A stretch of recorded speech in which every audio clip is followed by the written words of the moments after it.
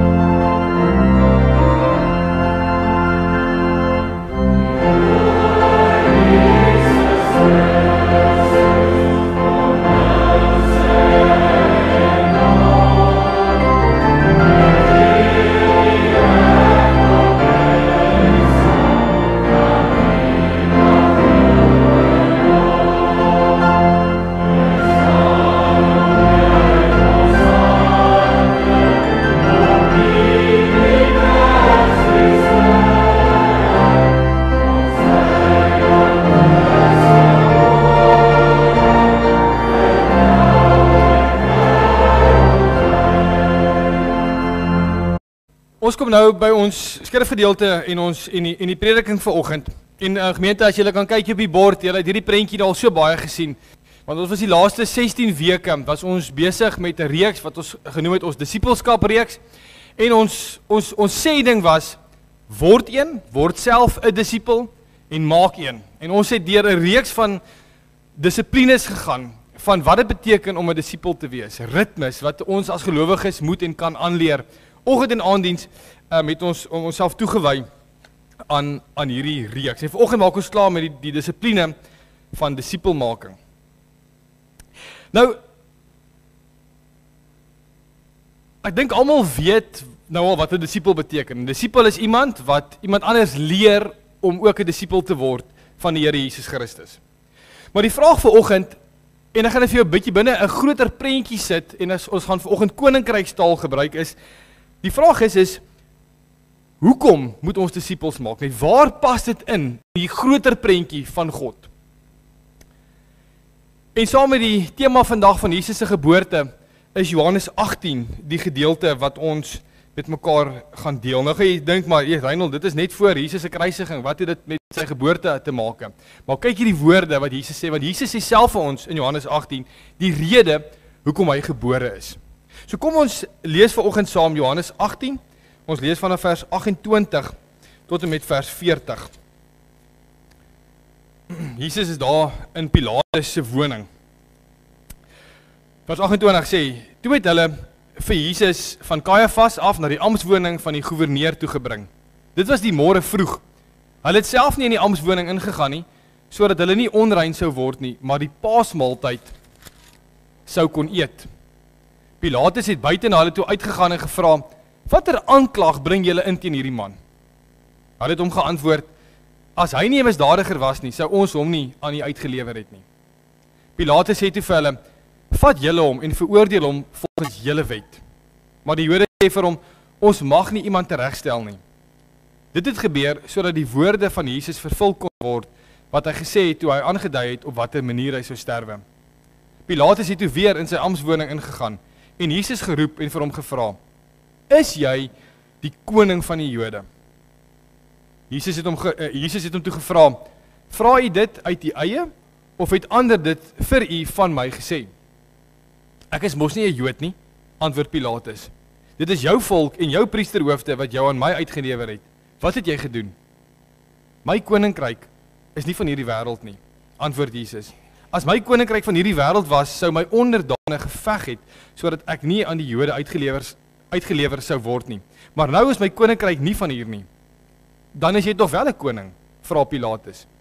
Dit is soos hy sê, ek is 'n koning, antwoord Jesus. Ek moet oor die waarheid getuienis aflê. Hiervoor is ek gebore, en hiervoor het ek na die wêreld toe gekom. Elkeen wat aan die waarheid behoort, luister na wat ek sê. Wat is waarheid? Sê Pilatus toe vir hom. En toe hy dit sê, gaan hy weer uit na die Jode toe en sê vir hulle, ek vind geen skuld in hom nie, maar julle is gewoon dat ek vir julle gedurende die Paasfees iemand loslaat. Wil julle hê ek moet die koning van die Jode vir julle loslaat? Hulle skree toe terug, nie vir hom nie, maar vir Barabbas. En Barabbas was 'n rower. Tot sover ons skrifgedeelte vanoggend. Ons fokus natuurlik is hierdie vers 37 wat sê, dan is jy toch wel 'n koning? Vra Pilatus, dit is soos hy sê, ek is 'n koning, antwoord Jesus. Ek moet oor die waarheid getuienis aflê. Hiervoor is ek gebore en hiervoor het ek na die wêreld toe gekom. Elkeen wat aan die waarheid behoort, luister na wat ek sê. Nou gemeente, ons gaan vanoggend kyk na hierdie 3 punte en ek dink dit is belangrik dat ons bietjie koninkrykstaal praat vandag, want dit is wat ons baie gelees het hier van konings en van regeerders. En ons kyk na hierdie 3 punte vanoggend. Ons gaan kyk na die 2 koninkryke en hoe dit verskil. Ons sien dit uitspeel in hierdie woning van Pilatus. Ons gaan kyk na die koninkryk gebring en gewys en die koninkryk uitgebrei. En binne in hierdie hele prentjie pas disipelskap in. En ek gaan dit vir julle wys, ons gaan aan die einde gaan ons bietjie daaroor praat. Nou gemeente, as jy die Bybel gaan lees, dan is daar altyd net 2 paaie of 2 dinge wat genoem word wat teenstrydig is met mekaar. Jy sal kry byvoorbeeld lig en donker, nederigheid en hoogmoed. Matteus 25 wat praat van die skape en die bokke, oud en nuut, die smal pad en die breë pad, die waarheid en die leuen. Nou net so in die Bybel kry ons hierdie twee koninkryke wat bestaan. En ons sien dit baie duidelik hier afspeel en ons sien wat die verskil is in hierdie twee koninkryke. En ek wil net dit vooraf sê, die twee koninkryke is God se koninkryk en dit is die wêreld se koninkryk, nê, wat regeer word deur mense.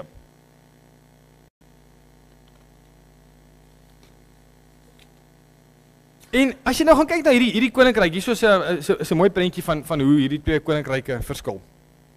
As jy gaan kyk na die twee koninkryke, dan sukkel die twee koninkryke nogal om mekaar te verdra. Veral die wêreldse koninkryk sukkel nogal met hierdie hemelse koninkryk, want hulle sien om een of ander rede die hemelse koninkryk die hele tyd as 'n bedreiging. Vat Jesus se lewe byvoorbeeld. Sommige al vroeg in Jesaja 7 is daar geprofeteer dat daar 'n koning gebore sal word en hy sal hy sal die koning van die Jode wees. En dan word hy gebore en julle ken die Kersgebeure van die koning wat aangekondig word en 'n koning wat nederig in 'n krib gebore is. En dan van daar af al sien ons al hierdie bedreiging wat gebeur het in mense se lewens. Want ewe skielik voel Herodes bedreig. Hy voel bedreig want hy hoor hier's 'n ander koning en sy posisie, sy troon is in gedrang. So wat maak hy? Hy jaag vir Jesus na, nê? Hy wil hom doodmaak en dan vat hy sommer al die seentjies van 2 jaar en jonger en maak hulle ook sommer dood. Nee, hy voel bedreig. Net so ook hierdie Joodse leiers. Hy voel bedreig deur hierdie nuwe koninkryk wat Jesus gebring het. Want hierdie nuwe koninkryk wat hy gebring het met sy geboorte, waarvan hy getuienis kom aflê, wat ons nou gelees het van, lyk totaal anders as die koninkryk waarin ek en jy in hierdie wêreld leef. Heeltemal anders. En is hierdie, en ek het al gepraat daarvan, hierdie onderste bo en agterste voor koninkryk wat Jesus gebring het, wat die leiers moedeloos gemaak het. En hulle was, as hulle hier opeindig by Pilatus, dan is hulle al raad op, nê. Hulle het al soveel leuns vertel, oor wat Jesus gedoen het, dat hulle wil hom net uit die weg uitruim, want hy's 'n bedreiging vir hulle. Hierdie koninkryk is 'n bedreiging van oor hoe hulle dink die lewe moet wees. Nou aanvanklik was hy aangekla vir lastering, dat hy sê hy die seun van God is, wat hy is, en net om vir konteks te gee, hoekom hy by Pilatus opgeëindig het, is die Jode se wet sê, wanneer jy laster, moet jy met klippe doodgegooi word. Maar die Romeine, wat daai tyd deur die keiser in bewind was, het daai voorreg weggeneem van die Jode af, en net die Romeine mag teregstel. So hulle wil hom doodmaak, maar hulle kan nie, nou is hulle by Pilatus, en hulle sê hom, hierdie moet doodgemaak word, hy's 'n bedreiging. Eventueel sê hulle vir hom, hy's 'n bedreiging selfs vir die keiser. So hy moet die vonnis voltrek. Maar nou, en kyk bietjie wat gebeur hierson. Pilatus begin nogal, hy weet hierdie ou is onskuldig. Maar die oomblik toe daar druk op sy eie lewe begin gesit word, toe begin hy, soos die Engelse sê, backtrack. Want hulle het gesê, jy weet, ons gaan vir die keiser sê. Jy's nie 'n vriend van die keiser nie. En Pilatus was op daai stadium reeds in die moeilikheid gewees by die Romeinse keiser oor iets wat gebeur het. So nog 'n aanklagte sou nie goed gewees het vir hom nie. So nou begin hy toe dit op sy eie lewe begin speel, toe begin hy bietjie terugstaan en hy begin toe 'n manier kry om almal tevrede te hou, behalwe natuurlik vir Christus. So ons sien in hierdie amptswoning van Pilatus sien ons die twee koninkryke verteenwoordig. Pilatus wat die keiser verteenwoordig en die wêreldse manier van dink. En ek gaan nou vir jou verduidelik hoe dit verskil en dan kiel hy Jesus se koning of God se koninkryk wat deur Christus verteenwoordig word. En hier staan hulle. Die een in amptsklere, die ander een is al pap geslaan. En hy het 'n kleed aan en hy lyk nie soos 'n koning nie. So en ek wil nie vir jou dit sê, maar hierdie blou kolletjie, die Pilatus Rome gedeelte verteenwoordig wêreldse koninkryke, of dit nou Egipte was en of dit die Grieke is of die Romeine en of dit Amerika is. Dit verteenwoordig 'n denkstelsel en hierdie twee wêrelde, hierdie twee koninkryke verskil verskriklik baie van mekaar. Kom ek wys vir jou hoe. En ek vat uit hierdie gedeelte uit hoe dit verskil en onthou ek skies vir die breë prentjie waar binne disippelskap inpas. So volg net. Volgens hierdie gedeelte wat ons gelees het, maar ook die Bybel in die breë, is die denkraamwerk of die waardesisteme van die twee koninkryke lyk so. God se koninkryk gaan dit oor ons soek God se eer. In die wêreldse koninkryk soek die mens die eer. Dit gaan oor die mens. In God se koninkryk sê ons, kyk wat doen my God. In die wêreldse koninkryk gaan dit oor, kyk wat doen ek. God se koninkryk oordeel oor ewige dinge, want daar's 'n lewe hierna ook. Die wêreldse koninkryk oordeel oor die tydelike dinge. God regeer uit liefde, omdat hy liefde is. Die wêreldse koninkryke nog altyd regeer deur manipulasie, mag, geld, tegnologie, wetenskap. God se koninkryk is Jesus koning en in die wêreldse koninkryk is Caesar koning, maar eintlik elkeen van ons wat ons almal sit maar op 'n troontjie eendag tyd in ons lewe. Ek is koning, ek regeer, ek sal self besluit oor my lewe. Ons stel op in hierdie gedeelte dat Jesus sê daar's net een waarheid. Hy is die weg, die waarheid en die lewe. En omdat hy die waarheid is, sê hy, dis die enigste waarheid. En dan antwoord Pilatus, wat is waarheid? En Pilatus is die ou wat, en die groot term hiervoor is relativisme, wat sê, maar ek het my waarheid en jy jou waarheid, en solank ons net mekaar akkommodeer binne hierdie waarheid, is dit fyn. Daar's nie absolute waarheid nie. Daar's verskillende waarhede. En dit gekoppel met 'n houding van, wat ook al moet werk, moet ons doen. Dis die wêreldse koninkryk. Wat ook al werk moet gedoen word. So, ek moet myself beskerm, my amp, so dan gaan ek hierdie ou uitlewer en die Jode tevrede stel. Nee, dit is 'n denkwaarde, is 'n waardesisteem uitdrukking van die wêreldse koninkryk. En die goed bots nog altyd met mekaar. En ek wil dit vir jou uitwys, want ons is geroep, ek en jy, om natuurlik binne God se koninkryk binne in hierdie wêreld te leef. Ek gaan nou vir julle, ons gaan nou die prentjies bymekaar uitbring en sien hoe dit moet lyk. So dit verskil van nog altyd af met mekaar. En hierdie wêreld het stikkend geraak al in Genesis 3. So die verskil in waardesisteme van die twee koninkryke, van 'n wêreldse koninkryk wat deur mense regeer word en God se koninkryk verskil al vir eeue af. Maar nou kom Jesus hier in hierdie gesprek met Pilatus en hy kom sê vir ons hoekom hy gebore is. Hy het in sy geboorte, toe hy aarde toe gekom het, het hy die koninkryk, die nuwe koninkryk van God kom vestig.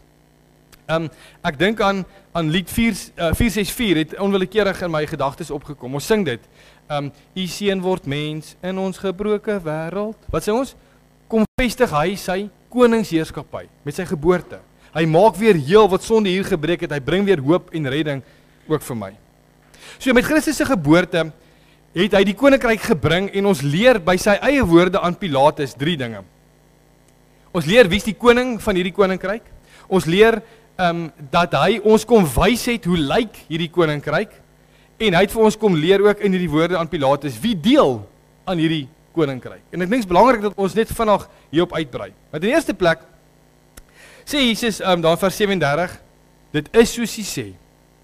Ek is 'n koning. Antwoord Jesus. En hy is die koning van hierdie koninkryk. Nee, ons bely dit, ons sê hy sit aan die regterhand van die Vader en hy regeer oor ons. Maar hierdie koning, en dan nou baie mooi, en dit was al deel van die begin af van sy geboorte,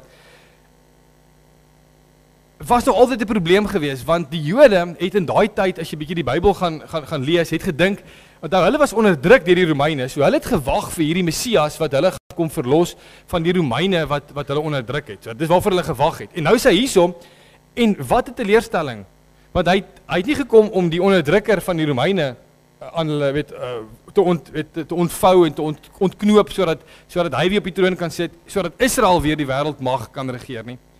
Daar was 'n ander probleem wat ons gehad het. 'n Ander ding wat oor ons regeer het, naamlik sonde, wat baie groter is as die Romeine en die Jode het dit nie ingesien nie. En daarvoor het hy gekom as koning om daai probleem te kom aanspreek.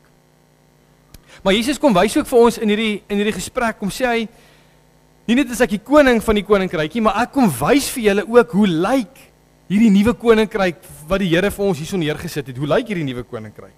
Hy het dit kom leef, nê. En ons sien dit sommer met sy geboorte al, dat in Filippense sê dit vir ons dat hy wat koning is en was, nou in 'n stal gebore word. Hy het hierdie onderste bo en agterste voor koninkryk kom aankondig. Jogg, julle die Bybel is vol daarvan. Wie eerste is sal laaste wees. Wie dink hy staan besop dat hy nie val nie. Moenie voor gaan sit nie, gaan sit agter. Wees agterste sitplek innemers. Ons het al gepraat daaroor hier in ons gemeente. Baie van die gelykenisse vertel van hierdie nuwe leefwêreld van God. En as ons sê nuwe leefwêreld, dan is dit die nuwe koninkryk van God. Hoe dit lyk, nee. En hoe lyk dit? Want ek en jy het al met hierdie reeks ook vir mekaar gesê hoe lyk dit, nee. Dis mense wat vergewe. Dis mense wat vir hulle vyande bereid is om vir hulle koue bekers water aan te dra. Dis mense wat hulle huwelike heilig hou. Dis mense wat goeie rentmeesters is van God se goed. Dis mense wat nie geldgierig is nie, wat nie hulle eie voordeel soek nie, maar die van ander. So Christus kom wys vir ons hy's getuie van hierdie nuwe koninkryk, maar hy wys ook vir ons hierdie nuwe koninkryk. En hy het dit fisies vir ons kom wys. Weet, hy het nie net kom sê dit is hoe die koninkryk lyk nie. Hierdie selfopofferende liefde van God wat sê ek moet minder maak vir myself en meer maak van ander. Daai ding het hy kom wys. En natuurlik die hoogtepunt daarvan was vir ons aan die kruis van die Here gewees. Hy het gesterf vir ons wat ver van God af was, sodat ons deel kan wees van hierdie nuwe leefwêreld van God om ons deel te maak. En die vraag is nou, hoe word jy deel van hierdie nuwe koninkryk van God? En ek dink Jesus antwoord dit ook hiersom. Hy sê die waarheid word aan jou geopenbaar. Ek die getuienis af daarvan oor jou en jy glo in hierdie waarheid. Die waarheid is Jesus Christus self. Jy die waarheid lief, jy is lief vir Christus. Jy weet wie Jesus is en jy loop in sy spore agterna. En dis presies dit. Hy kom sê, hoe kry jy deel aan hierdie koninkryk van my? Hy kom sê wie almal deel het deur te sê hulle wat in die waarheid behoort. Nou hoe werk dit? Want daai bietjie Christus sê self, ek is die weg, die waarheid en die lewe, nee, hy is die waarheid. En as hy sê hy kom getuienis aflê van die waarheid en elkeen wat in die waarheid behoort dan aan wie? Aan Christus. En as jy aan Christus behoort, is jou sonde vergewe aan die kruis. Die Here het die wet ten volle in jou plek gehoorsaam. Sy gehoorsaamheid is jou gehoorsaamheid. So jy's vry in Christus om aan God te behoort en deel te wees van hierdie nuwe leefwêreld van God dan nou. En hoe hoor ons hierdie getuienis? Wel, Christus het vir ons die woord gegee, nee, hy is ook die Logos, die woord. En ons luister na sy stem, wat die Bybel is. En dit is wat ons vir mekaar weergee hierso.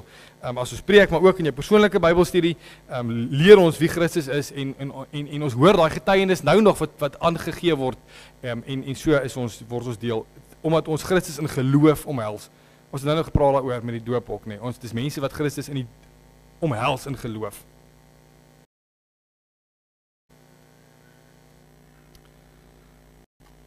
Maar Here, gemeente, soos wat Christus vir ons kom wys het, hy kom getuienis aflê van die waarheid oor die nuwe koninkryk. Hy het vir ons kom wys hoe lyk die nuwe koninkryk.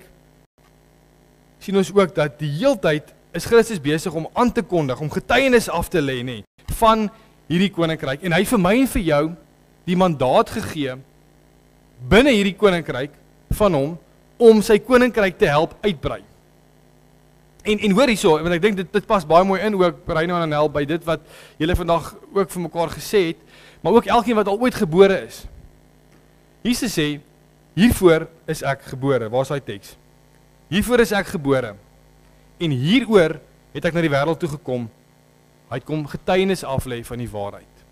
En as Jesus sê, volg my, en ek gaan nou vir julle 'n reeks teksverse wys van wat hy sê, hoe ons kan deelneem hieraan, dan is elkeen van ons gebore, as jy 'n gelowige is, om getuienis af te lê. Nee, dan is Daniel gebore, omdat hy in 'n gelowige huis groot word, aanvaar ons dat hy deur Christus skoon gewas is, ons het dit gesê vandag, en daarom is hy ook word hy ook gebore om getuienis af te lê oor die waarheid. Wat is die waarheid? Christus is die waarheid. Nee, so, die sommetjie is eintlik maklik. Elkeen van ons is hierdie getuienis op ons harte. En nou kom skrifgedeeltes by ons op, soos Johannes 20 vers 21, wat sê, soos die Vader my gestuur het, stuur ek julle. Nee, God het sy seun gestuur in die wêreld in, om getuienis af te lê van die koninkryk. Hy stuur ons in die wêreld in die koninkrykswêreld, die blou wêreld in, om getuienis af te lê van die nuwe koninkryk wat die Here gebring het. Nee. Verkondig my koninkryk, nee. In Handelinge 1 vers 8. Onthou hier staan, ek is gebore om te getuig. In Handelinge 1 vers 8 sê Jesus, en julle sal my getuies wees in Jerusalem tot in die uithoeke van die aarde. Dis presies wat die apostels in Handelinge het hulle die koninkryk, hulle het gehande gevat met God. Want God het vir hulle die mandaat gegee. En hulle het wat verkondig? Maar toe Filippus die evangelie van die koninkryk van God in die naam van Jesus Christus aan hulle verkondig het hulle gelowig geword en mans sowel as vrouens is gedoop. Wat het hulle verkondig? Hierdie nuwe leefwêreld van God. Dit is hoekom die Bybel gelowig is. As jy die briewe gaan lees van Paulus en van Petrus en van Johannes, is hulle heeltyd besig om vir ons te sê, hoe leef ek en jy in hierdie nuwe leefwêreld van God? Hoe leef die kerk? Nee, want die kerk is 'n uitdrukking van die koninkryk van God. Dis 'n klein stukkie daarvan. Hoe leef ons? So leef ons, nê. Ons dra mekaar se laste, ons vergewe mekaar, ons bou mekaar op in liefde, nê. Dis waar dit gaan. Maar hy gaan aan. Paulus, ja, ek lees dit raak vanoggend.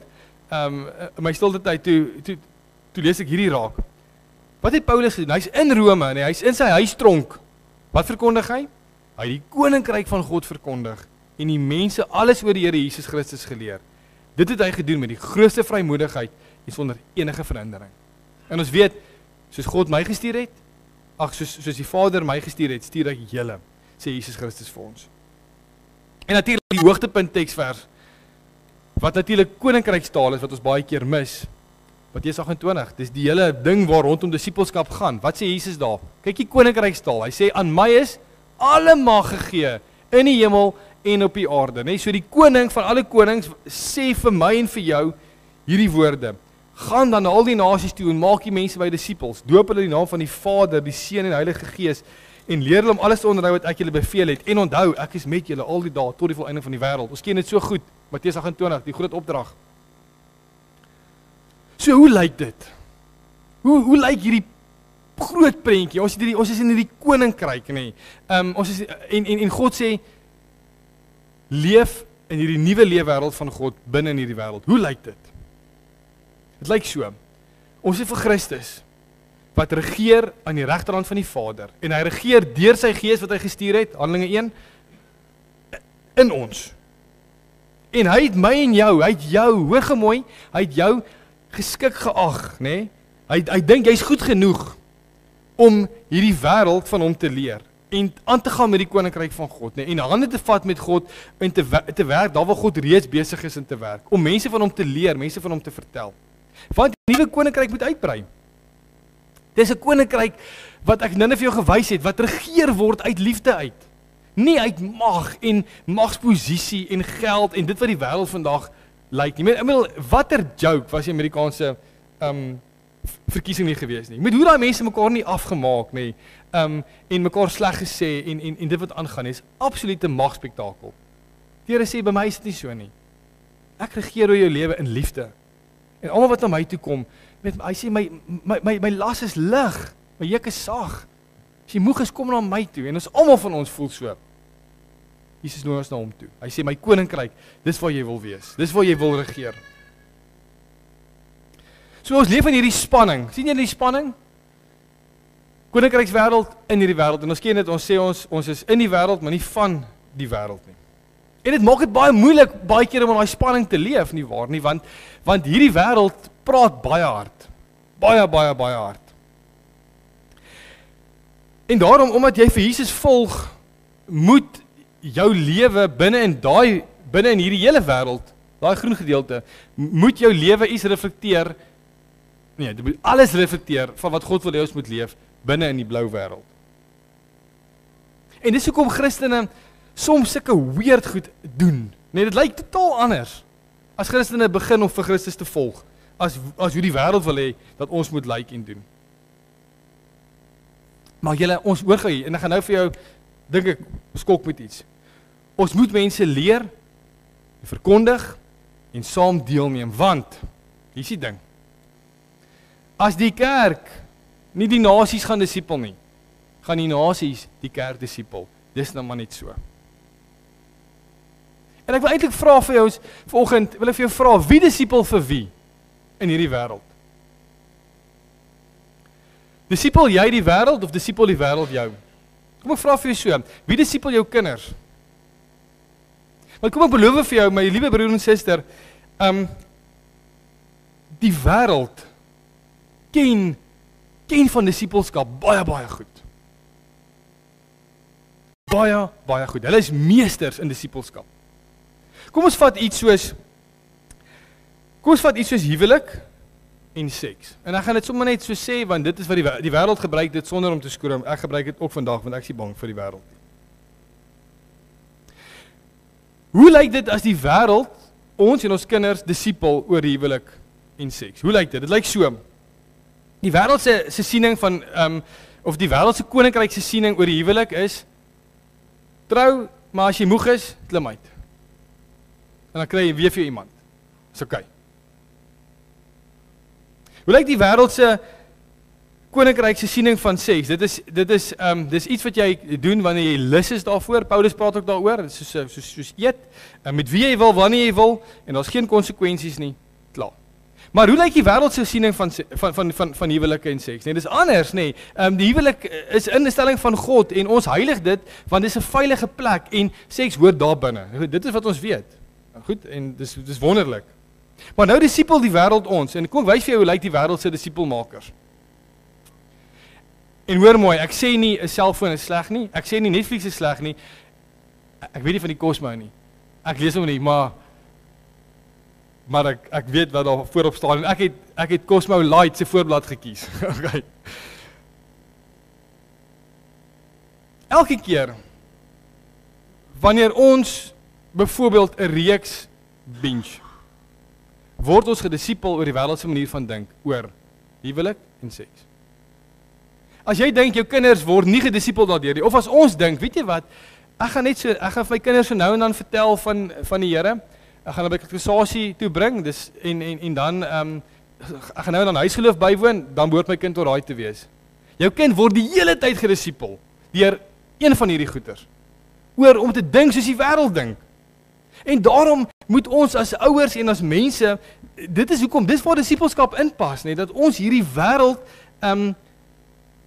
se denkwyse moet verander, want anders gaan die wêreld, die kerk se denkwyse verander en dit is reeds besig om te gebeur. Omdat ons, en ek dink dis hoekom die Here sê, dis die groot opdrag, want hy weet wat gaan gebeur. Die wêreld gaan ons disipel en ons gaan nie meer soos Christene van die Here Jesus lyk nie. Daar gaan net 'n paar oor wees. Verstaan julle die dringendheid hiervan? Ek sê weer, die goed is nie op sigself sleg nie, maar die boodskappe wat dit deurgee, as jy nie gegrond is in Christus nie, gaan dit jou verander. En dan gaan jy anders dink hieroor. En dan gaan jy eendag wakker word en wonder, hoe dink ek so? Hoe het dit gekom dat ek so dink? Hoe het dit gekom my kinders so dink?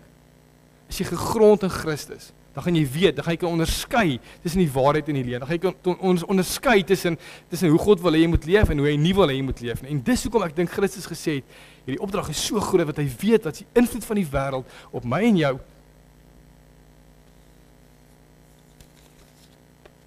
en op ons liewe kinders.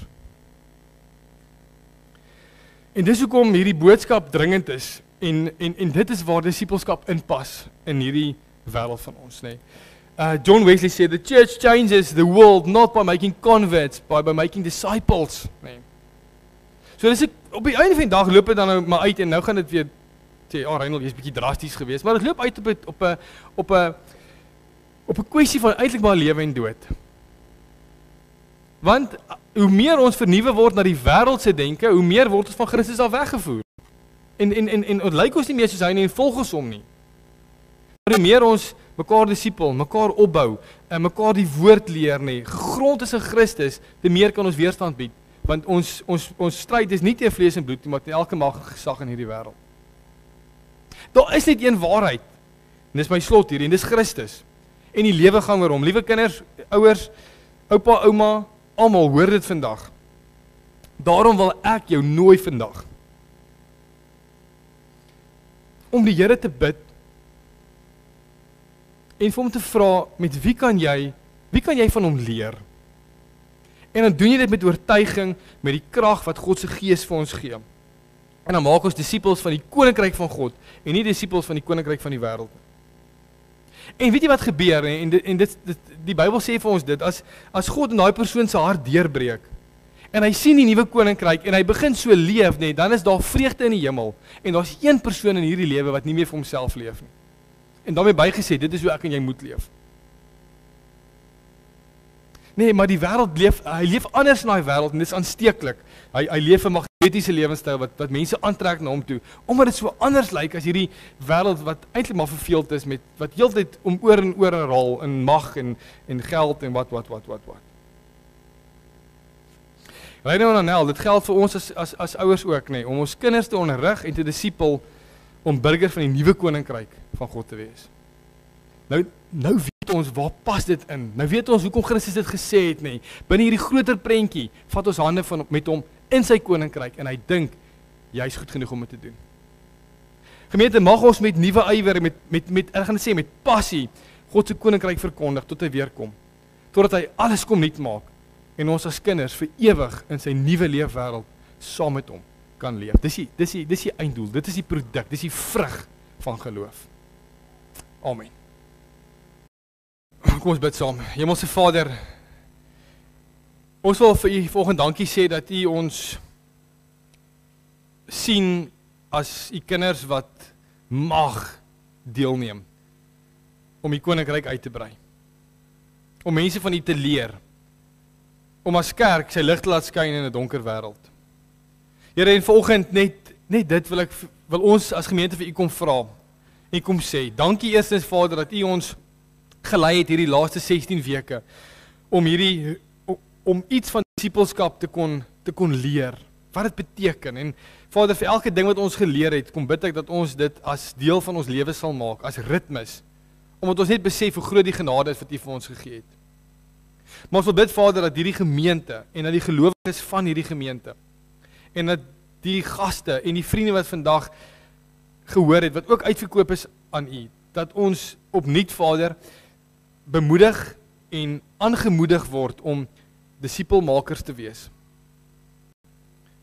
Ons het die volle prentjie gesien vandag, Here, van hoe dit inpas en waar dit inpas. En ek wil bid dat u Gees ons sal lei in hierin verder. Dat ons werklik waar sal moeite doen om by mense stil te staan en hulle te leer van hierdie wonderlike nuwe koninkryk wat u gebring het.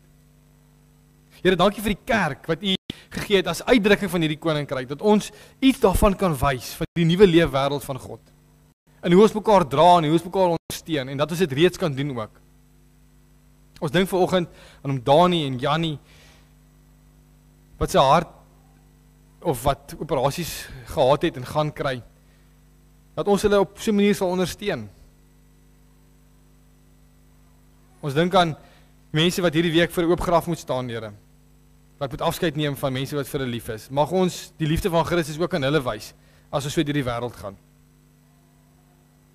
Here, u het vir ons groot genade gegee. Ons het dit gesien vandag ook weer hierso in die doop. En ons wil bid, Here, dat ons as ouers, maar as gelowiges, as oupas, oumas, vriende, maak nie saak wat se rol ons inneem in hierdie wêreld nie. Dat ons sal hoor wat dit is wat u op ons hart druk vandag. En ek bid Vader dat die Gees kragtig in ons gemeente sal werk om dit ook te kan doen. Seën ons as ons in hierdie tyd van rustig word ook inbeweeg in die vakansie in, Vader. As ons reis, dat ons veilig sal wees, dat u ons behoue sal terugbring, dat u ons gemeente sal seën met wysheid ook oor hoe om in hierdie tyd kerk te kan wees. En dat ons met nuwe moed, Here, sal weer die nuwe jaar begin met ywer vir u en met 'n nuwe ritme om disipelmakers te kan wees. Ons bid al hierdie dinge in die naam van ons verlosser Jesus Christus alleen. Amen.